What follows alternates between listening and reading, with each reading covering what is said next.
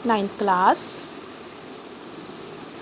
बच्चों, आज मैं आपको काव्य भाग का एक नया लेसन करवाने जा रही हूँ जिसका नाम है सवैये, जिसके कवि हैं रसखान जी। रसखान जी कृष्ण भक्त थे।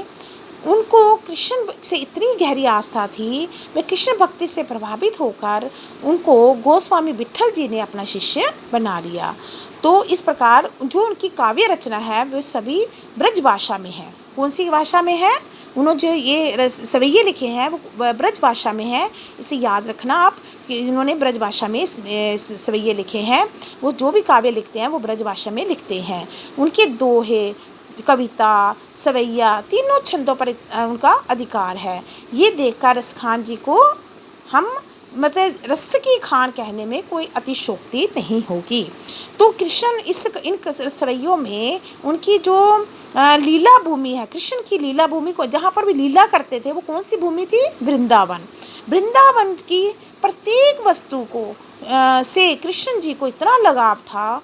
वो कहते हैं कि पहले दोहे में कहते हैं कि अगर रसखान जी कहते हैं मनुष्य हो तो वही रसखानी बसो ब्रज गोकुल गांव के गवारन, यानी कि अगर मैं मनुष्य बनूं तो गोकुल के गवाओं के ग्वाले, जब ग्वाले जो इनके साथ गाय चराने जाते थे ना कृष्ण भगवान जी, तो मैं उन ग्वालों के बीच रहूं।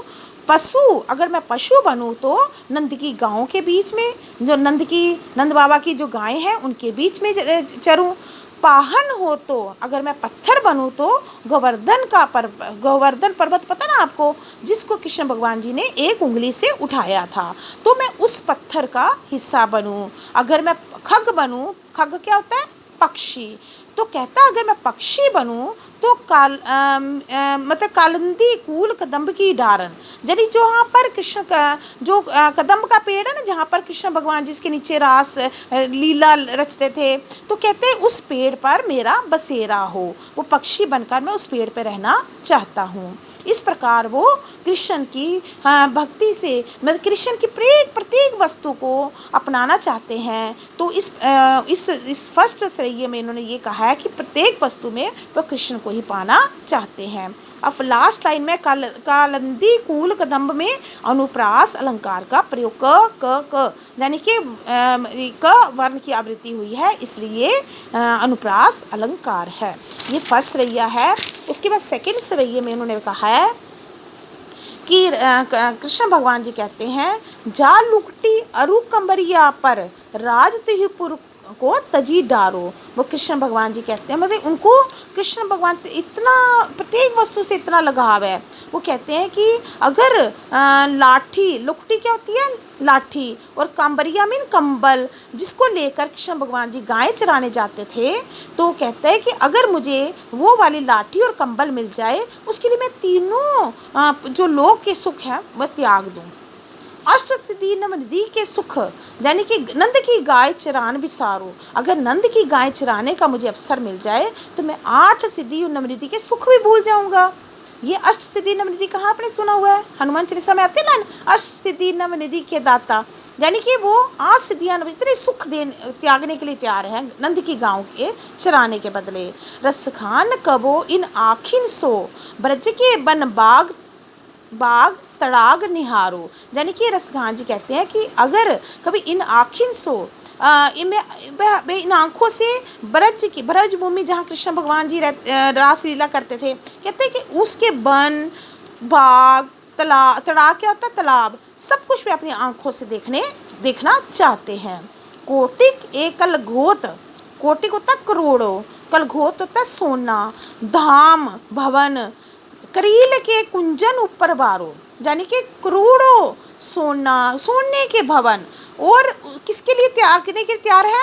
करील होते बेल, जहाँ पर जैसे निधि वन में कितने वो बेल पेड़ पौधे लगे हैं, उन पेड़ों पौधों के बदले वो करोड़ों सोने के भवन त्यागने के लिए, न्यौछावर करने के लिए तैयार हैं रसखान जी। अब इसमें आपने देखा कि कोटि के कल घोत क की वृत्ति हुई है, तो ये करील यानी कि ये इसमें कुंजन, इसमें अनुप्रास अलंकार का प्रयोग हुआ है।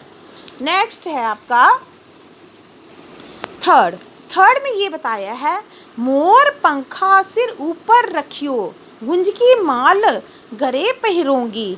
मोर पंखा, अब वो एक सखी जो है, एक गोपी जो कहती है कृष्ण भगवान की तरह, मतलब यानी कि कृष्ण दूसरी गोपी से कहती है उनके कृष्ण के सौंदर्य पर मतलब उनका रूप बना, जैसे वो कृष्ण भगवान जिस रूप में होते थे ना वैसा ही रूप बनकर उन मुग्ध होकर इतनी मोहित हो जाती है उस रूप पर।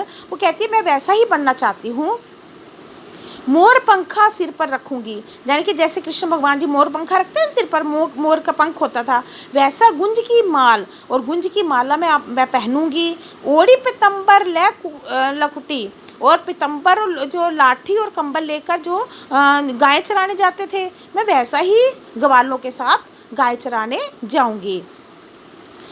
भावतो बोही मेरी रसखानी, कहते हैं कि जो रसखानी, जो कृष्ण भगवान की जितनी चीज़ें हैं जो अच्छी लगती हैं मैं वैसे सवांग क्या होता है नकल करूँगी, पूरा वैसे ही बनूंगी, लेकिन सारी चीज़ें तो मैं धारण कर लूँगी, लेकिन मुरली मुरली धर की अदरान धरी अदरान ना अदरूँगी।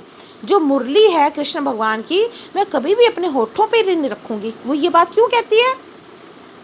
क्योंकि उनको मुरली से ईर्ष्या है। वो कहती है कि इस मुरली के कारण कृष्ण भगवान जी हमसे दूर हो जाते हैं, मुरली से बहुत प्यार करते हैं गोपियों से ज़्यादा, तो वो उससे ईर्ष्या करती हुई कहती हैं कि मैं अब मुरली को अपने होठों पर नहीं रखूँगी। अब इसमें मुरली मुरलीधर में अनुप्रास अलंकार है। अधरांग धरी अधरा, यानी कि अधरा मुरली होगी, अधरा होगी होठ, दोनों के मीनिंग अलग है और सेम एक जैसे शब्द हैं, मीनिंग अलग होने के कारण कौन सा अलंकार हो गया? यमक अलंकार। इसमें अनुप्रास और यमक दो अलंकार का प्रयोग हुआ है।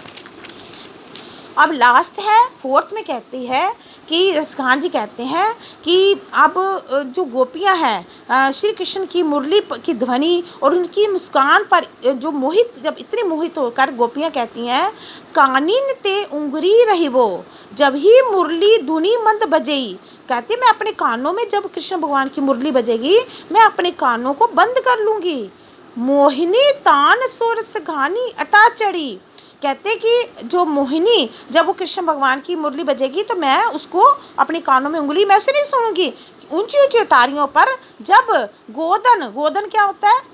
ब्रज का गीत, ब्रज जो ब्रज भूमि पर जो लोक गीत गाते हैं ना, फोक डांस, फोक सॉन्ग जिसको बोलते हैं, फोक सॉन्ग बोलते हैं लोकगीत। कहते गोदन ब्रज के लोकगीत गाएंगे, तेरी कहो सिगरे ब्रज लोकिन, कहती है तेरी मैंने पुकार कर, मैं ब्रज के लोगों को पुकार पुकार कर कह रही हूँ, काली को कितना समझाओ, कल मुझे तुम कितना भी समझाओ कि लोक मेरे गोपियों कि लोक मर्यादा में रहो, लेकिन मैं किसी की नहीं सुनूंगी। मायरी वाह मुख की मुस्कानी संभारी ना जही ना जही ना जही, कहती है अगर जब कृष्ण भगवान जी मुरली बजाएंगे तो उसकी जो मुरली की आवाज़ है उसको तो मैं रोक दूंगी अपने कानों से, लेकिन जो उधर मधुर मुस्कान है जब वो उसकी मुस्कान मैं देखूंगी तो मैं तब अपने बस में नहीं रहूँगी, तब मेरा उस पर जो जादू चलेगा तो उस वक़्त मैं अपने बस में, मैं किसी लोक मर्यादा लोक लाज को छोड़कर मैं उसके पीछे भाग जाऊँगी। लोगों कहती है तुम जे